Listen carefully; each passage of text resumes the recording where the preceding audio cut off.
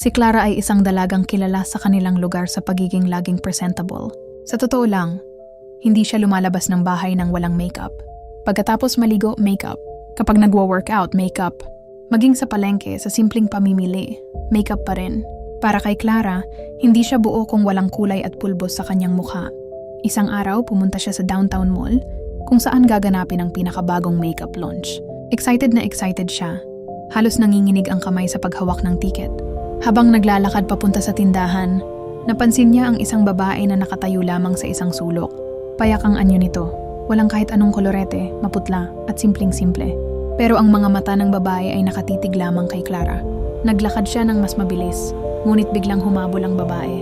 "Miss, huwag kang bibili ng makeup na yan." Bulong nito, halos desperado. "Ha? Ano nang pakialam mo?" Inis na sagot ni Clara. Pinagpatuloy niya ang lakad, hindi pinansin ang babala. Dumating siya sa event, kumikinang ang mga ilaw, at ipinakita ang bagong produkto. Isang lipstick at foundation na tinawag nilang Forever Glow. Agad itong binili ni Clara. Pag-uwi niya, halos hindi na siya makapaghintay. Kahit matutulog na, nilagay pa rin niya ang bagong makeup sa kanyang mukha. Tinitigan niya ang sarili sa salamin at ngumiti. "Ang ganda ko," bulong niya. Kinabukasan, ganun pa rin. Makeup bago kumain. Makeup bago lumabas. Makeup bago matulog. Parang nakahanap siya ng bagong addiction. Ngunit matapos ang 2 araw, nagsimula na ang kakaiba. Habang naghuhugas siya ng mukha, ramdam niya na parang dumudulas ang balat niya. Akala niya, pawis lang. Pero sa salamin, nakita niya, unti-unti itong natutunaw. Hindi ito totoo," sigaw niya. Takot na takot si Clara, ngunit imbes na itigil, mas lalo pa siyang naglagay ng makeup. Paulit-ulit patong ng patong.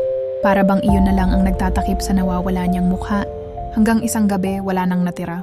Ang buong mukha niya ay tuluyang lumusaw. Parang sorbetes na natunaw sa ilalim ng araw. Ang makeup na dapat nagpapaganda sa kanya, iyon pala ang kumain sa kanyang pagkatao.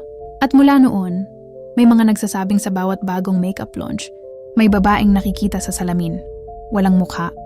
Ngunit patuloy na nag-aayos, nagpipinta at nagtatakip ng kawalan.